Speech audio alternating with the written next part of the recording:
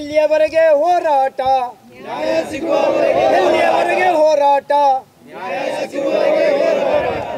ನಾವೆಲ್ಲ ರೈತರು ನಾವೆಲ್ಲ ರೈತರು ನಿಲ್ಲಲಿ ನಿಲ್ಲಲಿ ನಿಲ್ಲಲಿ ನಿಲ್ಲಲಿ ಸಿಗಲೇಬೇಕು ಸಿಗಲೇಬೇಕು ಸಿಗಲೇಬೇಕು ಸಿಗಲೇಬೇಕು ನಾವೆಲ್ಲ ರೈತರು बोलो भारत माता के बोलो भारत माता के ಭಾರತೀಯ ಕಿಸಾನ್ ಸಂಘಕ್ಕೆ ನಾನು ಶಾಂತಿ ಪ್ರಸಾದ್ ಹೆಗಡೆ ಭಾರತೀಯ ಜನತಾ ಪಕ್ಷ ಜಿಲ್ಲೆಯ ಉಪಾಧ್ಯಕ್ಷರು ಮತ್ತು ಭಾರತೀಯ ಕಿಸಾನ್ ಸಂಘದ ಪ್ರಮುಖರಾಗಿದ್ದೀನಿ. ದಕ್ಷಿಣ ಕನ್ನಡ ಜಿಲ್ಲೆಯಲ್ಲಿ ಕಳೆದ 5 ವರ್ಷಗಳಿಂದ ನಿರಂತರವಾಗಿ ರೈತರ ಭೂಮಿಯ ಮೇಲೆ UKTCL ಸಂಸ್ಥೆಯವರು ಯಾವುದೇ ಪರಿಹಾರವನ್ನು ನೀಡದೆ ನಮಗೆ ಸರ್ಕಾರದಿಂದ ವಿದ್ಯುತ್ ಲೈನ್ ಎಳೀಲಿಕ್ಕೆ ಒಪ್ಪಿಗೆ ಸಿಕ್ಕಿದೆ ಅಂತೇಳಿ ದೌರ್ಜನ್ಯವನ್ನು ಮಾಡ್ತಾ ಇದ್ದಾರೆ. ರೈತರ ಭಾಳ ದಿನಗಳ ಬೇಡಿಕೆ ಮತ್ತು ಜನರ ನಂಬಿಕೆಯ ದೇವಸ್ಥಾನ ಮಂದಿರಗಳ ಮುಂದೆ ಕರೆಂಟ್ ತಂತಿಯನ್ನು ಹೈ ಸ್ಪೀಡಿ ಅದನ್ನು ಬದಲಾವಣೆ ಮಾಡಿ ರೈತರಿಗೆ ಕೃಷಿಗೆ ತೊಂದರೆಯಾಗ್ತಾಯಿದ್ದು ನಾಶ ಮಾಡಿದಂಥ ಕೃಷಿಗೆ ಅಡಿಕೆ ಗಿಡಗಳಿಗೆ ಕನಿಷ್ಠ 30,000 ರೂಪಾಯಿ ಪರಿಹಾರವನ್ನು ನೀಡಬೇಕು, ರೈತರಿಗೆ ಬದಲಿ ಭೂಮಿಯನ್ನು ನೀಡಬೇಕಂತಕ್ಕಂಥ ಹೋರಾಟವನ್ನು ನಾವು ಹಲವಾರು ಸಮಯಗಳಿಂದ ಮಾಡ್ತಾಯಿದ್ವಿ. ಮೂಡಬಿದ್ರಿಯಲ್ಲಿ ನಿಡ್ಡೋಡಿ ಗ್ರಾಮದಲ್ಲಿ ಒಬ್ಬ ಕ್ರೈಸ್ತ ಮಹಿಳೆಯ ಮೇಲೆ ಭಾಳಷ್ಟು ಅನ್ಯಾಯವನ್ನು ಮಾಡಿ ಅವರ ಕೃಷಿ ಭೂಮಿಯನ್ನು ನಾಶ ಮಾಡಿದರು. ಈ ಸಂದರ್ಭದಲ್ಲಿ ಕ್ಷೇತ್ರದ ಶಾಸಕರು ಕಂಪನಿಯ ಮತ್ತು ಜಿಲ್ಲಾಡಳಿತದ AC ಅವರನ್ನು ಕರೆಸಿ ಮಾತುಕತೆ ನಡೆಸಿದ್ದಾರೆ. ಈ ಸಂದರ್ಭದಲ್ಲಿ ಯಾವುದೇ ರೀತಿ ರೈತರ ಮೇಲೆ ದೌರ್ಜನ್ಯ ಮಾಡುವುದಿಲ್ಲ, ಪರಿಹಾರ ಕೊಡದೆ ರೈತರ ಭೂಮಿಯಲ್ಲಿ ಕೆಲಸ ಮಾಡುವುದಿಲ್ಲ ಅಂತ ಹೇಳಿದ್ದಾರೆ. ಆದರೆ ನಿನ್ನೆ ಪೊಲೀಸ್ ವೇರನ್ನು ಕರ್ಕೊಂಡು ಬಂದು ದೌರ್ಜನ್ಯವೆಸಗಿ ಇಡೀ ಕೃಷಿಯನ್ನು ನಾಶ ಮಾಡಿದ್ದಾರೆ. ಮೊನ್ನೆ ಸಂಜೀವ ಗೌಡ್ರು ಅಂತ ಹೇಳಿದವರ ಫಸಲು ಬರ್ತಕ್ಕಂಥ ಎಲ್ಲ ಅಡಿಕೆ ಗಿಡಗಳನ್ನು ಕಡಿದು ಹಾಕಿ ನಾಶ ಮಾಡಿದ್ದಾರೆ. ನಾವು ಹೇಳ್ತಕ್ಕಂಥದ್ದು ನಮ್ಮ ಜಿಲ್ಲೆಯ ಸಂಸದರು ಶಾಸಕರುಗಳ ಸಮಕ್ಷಮದಲ್ಲಿ ಜಿಲ್ಲಾಧಿಕಾರಿಯ ಮುಂದೆ ರೈತ ನಾಯಕರ ಜೊತೆಯಾಗಿ ಸಭೆ ನಿಗದಿಯಾದ ನಂತರ ಸಭೆಯಲ್ಲಿ ಮಾತುಕತೆಯಾದ ನಂತರವೇ ತಾವು ಮುಂದುವರಿಯಬೇಕು, ರೈತರಿಗೆ ಹೆಚ್ಚಿನ ಪರಿಹಾರವನ್ನು ನೀಡಬೇಕು. ನಮ್ಮ ಮಠ ಮಂದಿರಗಳ ಮೇಲೆ ಕೃಷಿ ಅಭಿವೃದ್ಧಿ ಮಾಡಿರತಕ್ಕಂಥ ಸ್ಥಳವನ್ನು ಹೊರತುಪಡಿಸಿ ವಿದ್ಯುತ್ ತಂತಿಯನ್ನು ನೀವು ಹಾಯಿಸಿ ನಮ್ಮ ಕೃಷಿ ಭೂಮಿಗೆ ನಾಶ ಮಾಡಬೇಡಿ, ಕೃಷಿಯನ್ನು ನಾಶ ಮಾಡಬೇಡಿ ಅಂತಕ್ಕಂಥದ್ದು ನಮ್ಮೆಲ್ಲರ ಬೇಡಿಕೆಯಾಗಿದೆ.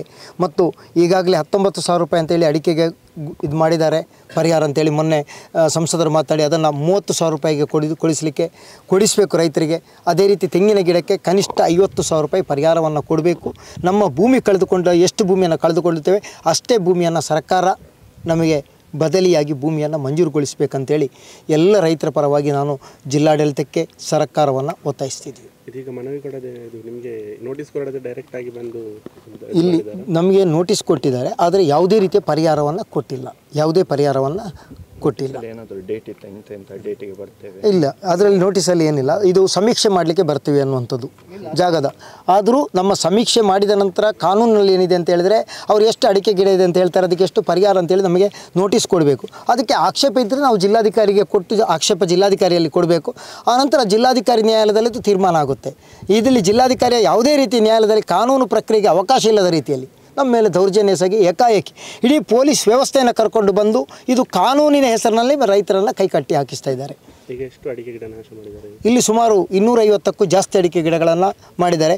ಇಲ್ಲಿ ಮುಖ್ಯವಾಗಿ ಇರತಕ್ಕಂಥ ಅಂಶ ಏನಂತ ಹೇಳಿದ್ರೆ ಜಿಲ್ಲಾಧಿಕಾರಿಯವರು ಟವರ್ ನಿರ್ಮಾಣದ ಪ್ರದೇಶಕ್ಕೆ ಮಾತ್ರ ಭೂಸ್ವಾಧೀನ ಪ್ರಕ್ರಿಯೆಗೆ ಆದೇಶ ಮಾಡಿದ್ದು, ಆದರೆ ಅದನ್ನು ಬಿಟ್ಟು ಉಳಿಕೆ ಪ್ರದೇಶದಲ್ಲಿ ಇರ್ತಕ್ಕಂಥದ್ದವರಿಗೆ ಬರಲಿಕ್ಕೆ ರಸ್ತೆಗಾಗಿ ಇಡೀ ಅಡಿಕೆ ಗಿಡಗಳನ್ನು ನಾಶ ಮಾಡಿದ್ದಾರೆ.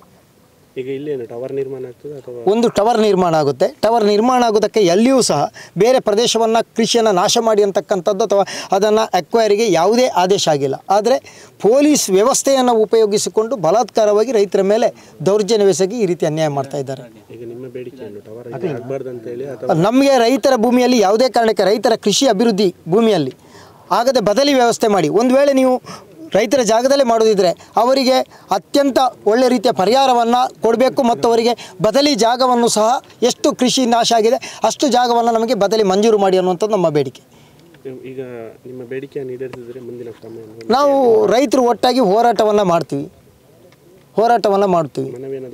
ನಾವು ಈಗಾಗಲೇ ಮನವಿ ಕೊಟ್ಟಿದ್ವಿ. ಸೋಮವಾರ ಮಧ್ಯಾಹ್ನ ನಂತರ ಸಂಸದರು ಮತ್ತು ನಮ್ಮ ಎಲ್ಲ ಜಿಲ್ಲೆಯ ಈ 400 kV ಹೋಗ್ತಕ್ಕಂಥ ಪ್ರದೇಶದ ಶಾಸಕರುಗಳ ನಮ್ಮ ಮಾನ್ಯ ಉಮಾನಾಥ್ ಕೋಟ್ಯಾನ್ರವರು, ಭರತ್ ಶೆಟ್ಟರ್ ಮತ್ತು ರಾಜೇಶ್ ಉಳೆ ಇವರ ನೇತೃತ್ವದಲ್ಲಿ ಸಂಸದರ ಮುಂದಾಳತ್ವದಲ್ಲಿ ಸಭೆ ಆಗಲಿಕ್ಕಿದೆ. ಆ ಸಭೆಯಲ್ಲಿ ಎಲ್ಲ ಜಿಲ್ಲೆಯ ಎಲ್ಲ ರೈತರ ನಾಯಕರು ಭಾಗವಹಿಸಿ ರೈತರ ಬೇಡಿಕೆಯನ್ನು ನಾವು ಅಲ್ಲಿ ಹೇಳ್ತೀವಿ.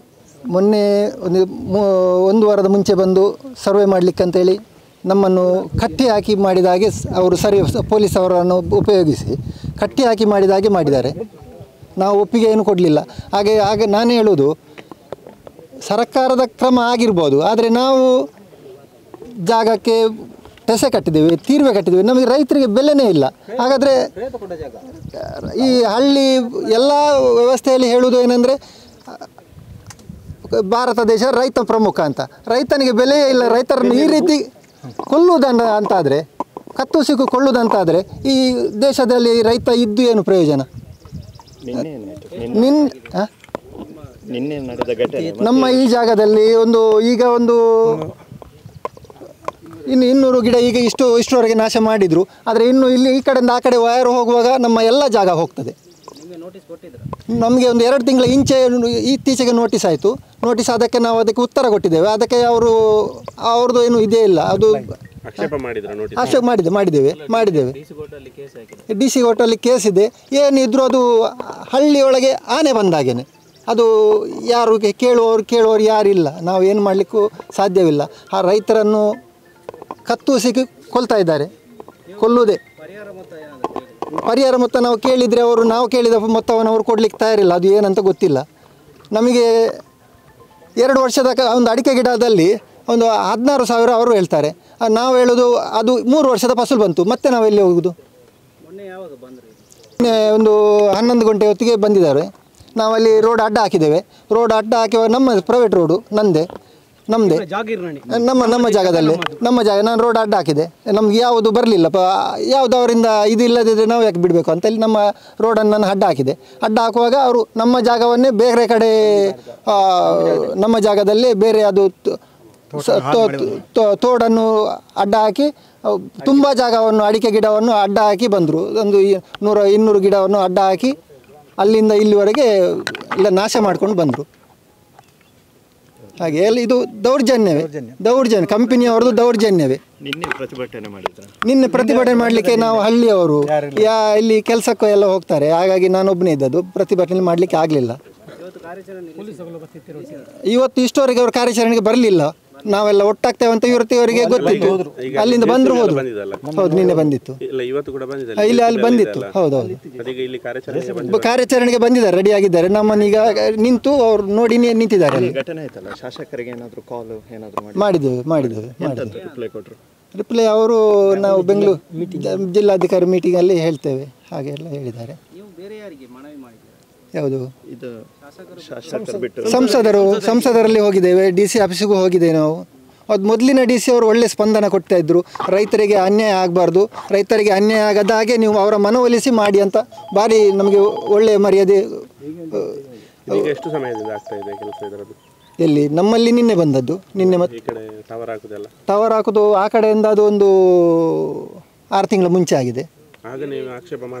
ಮಾಡ್ತಾ ಇದ್ದೇವೆ. ಆಗ ಬಂದಾಗಲೂ ಅವರಿಗೆ ಹೇಳಿದ್ದೇವೆ ನಮ್ಮಲ್ಲಿ ಕೊಡಲಿಕ್ಕೆ ಆಗೋದಿಲ್ಲ, ಆ ಕಡೆ ಖಾಲಿ ಜಾಗ ಇದೆ, ಅಲ್ಲಿಂದ ಕೊಂಡೋಗಿ. ನಮ್ಮ ಜಾಗದಲ್ಲಿ ಹೋದರೆ ಕೆಳಗೆ 8 ಮಂದಿ ತೋಟ ಹೋಗ್ತದೆ. ಆ ಕಡೆಯಿಂದ ಹೋದರೆ ಅದು 2 ಮಂದಿ ತೋಟ ಹೋಗೋದು. ಆ ಕಡೆಯಿಂದ ತೋಟ ಇಲ್ಲದೆ ಹೋಗುವಂಥದ್ದು ವ್ಯವಸ್ಥೆ ಇತ್ತು. ಆದರೆ ಅವರು ಸರ್ವೆ ಮಾಡುವಾಗ ಹಳ್ಳಿಯ ರೈತರನ್ನು ಹಳ್ಳಿಯ ಏನು ರೈತ ಮುಖಂಡರಿದ್ದಾರೆ ಅವರನ್ನು ಯಾರನ್ನು ಮಾತಾಡಿಸೋದಿಲ್ಲ, ಕೇಳೋದಿಲ್ಲ. ಅವರು ಅವರ ಅಷ್ಟಿಗೆ ಯಾವಾಗ ಸರ್ವೆ ಮಾಡ್ತಾರೆ ಅಂತ ನಮ್ಗೆ ಗೊತ್ತಾಗೋದಿಲ್ಲ. ಈ ಬಗ್ಗೆ ಜಿಲ್ಲಾಧಿಕಾರಿಗೆ ತಿಳಿಸಿದ್ದೇವೆ. ಆದರೆ ಏನು ಅದು ಅವ್ರು ಹೇಳೋದು ಅದು ಅವರು ಖರ್ಚು ಜಾಸ್ತಿ ಆಗ್ತದೆ. ಈ ಖರ್ಚು ಇದ್ದು ಈ ರೂಟಲ್ಲಿ ಖರ್ಚು ಜಾಸ್ತಿ ಇಲ್ಲ. ಅಲ್ಲಿ ಒಂದು ಇಲ್ಲಿಗೆ ಹೋಗುವ ಕಂಬ ಆ ಕಡೆ ಹೋಗ್ತದೆ, ಅಲ್ಲಿ ಹೋಗುವ ಕಂಬ ಈ ಕಡೆ ಗದ್ದೆಯಲ್ಲಿ ಖಾಲಿ ಗದ್ದೆ, ಅಲ್ಲಿ ತೋಟದಲ್ಲಿ ಹೋಗುವಂಥದ್ದು ಈ ಕಡೆ ಗದ್ದೆಯಲ್ಲಿ ಹೋಗ್ತದೆ ಅಷ್ಟೇ, ಬೇರೆ ಏನಿಲ್ಲ. ಈ ರೂಟಲ್ಲಿ ಹೋದರೆ 8 ಬಾಲಿದು ತೋಟ ಹೋಗ್ತದೆ. ನಾವು ಇಲ್ಲಿ ಇದು ಒಂದು 5 ವರ್ಷದಿಂದ ಮಾಡ್ತಾ ಇದ್ದೇವೆ. ನಿಮ್ಮ ಹೆಸರು? ಭಾಸ್ಕರ್ ಶೆಟ್ಟಿ. ನಮ್ಮದು ಸಾಧಾರಣ 150 ಗಿಡ ಕಡಿದಿದ್ದಾರೆ. ನಮಗೇನು ಪರಿಹಾರ ಏನು ಕೊಡಲಿಲ್ಲ ನಮ್ಮದು. ಮತ್ತು ಅದರಲ್ಲಿ ಸರ್ವೆ ನಂಬರ್ ಸಹ ಚೇಂಜ್ ಉಂಟು. ಅದು ಡಿ ಸಿಗೆಲ್ಲ ಕಂಪ್ಲೇಂಟ್ ಮಾಡಿದ್ದೇನೆ ನಾನು. ಆದರೂ ಡಿ ಸಿ ಅವರು ಯಾವುದು ರಿಪ್ಲೈ ಮಾಡಲಿಲ್ಲ ನನಗೆ.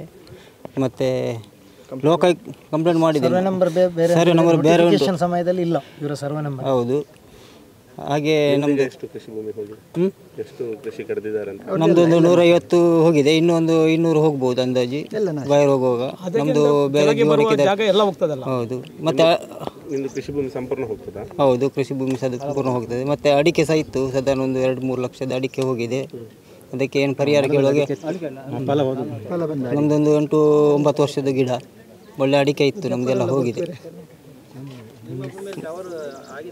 ಇಲ್ಲ, ಈ ಕೆಲಸ ಮಾಡ್ತಾ ಇದ್ದಾರೆ, ಬೋರ್ಜರಿಂದ ಮಾಡ್ತಾ ಇದ್ದಾರೆ, ಒಪ್ಪಿಗೆ ಇಲ್ಲದೆ ಮಾಡ್ತಾ ಇದ್ದಾರೆ. ಬದಿಯಲ್ಲಿ ಯಾರು ಬಂದು ಮಾತಾಡ್ಲಿಕ್ಕಿಲ್ಲ, ಬೇರೆಯವರು ಮಾತಾಡ್ಲಿಕ್ಕಿಲ್ಲ, ವ್ಯಾಪಾರ ಆಗ್ತಾರೆ ಅಂತ ಬೆದರಿಸ್ತಾ ಇದ್ದಾರೆ. ಹೌದು.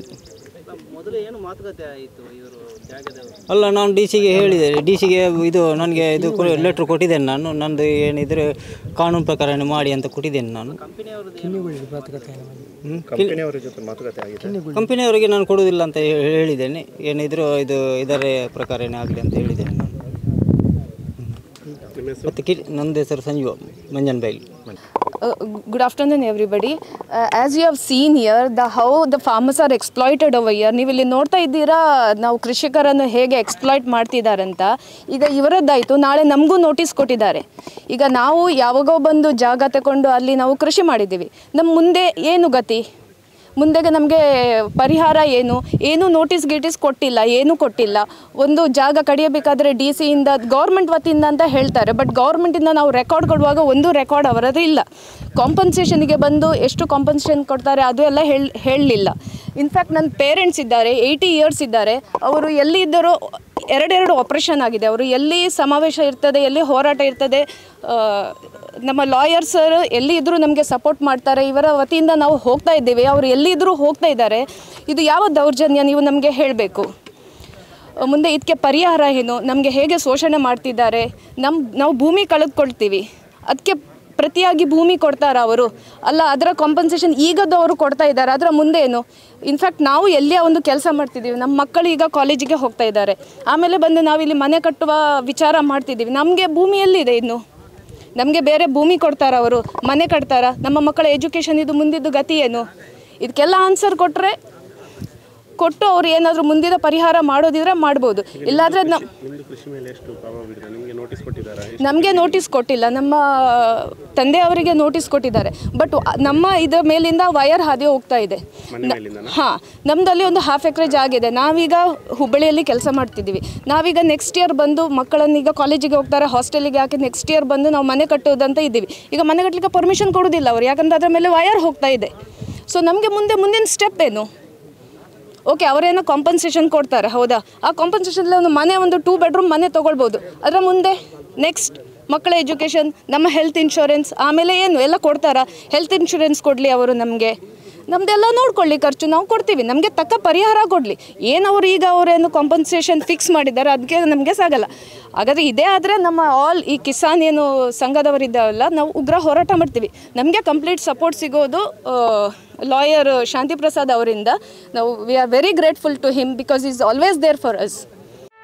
ಸುದ್ದಿ ಚಾನಲ್, ಕ್ಷಣ ಕ್ಷಣದ ಸುದ್ದಿಗಾಗಿ.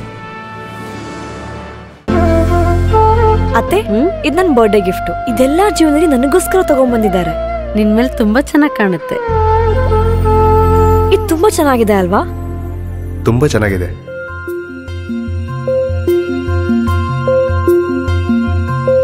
It will look really good on you. Amma? Huh? Mother is always son's first love.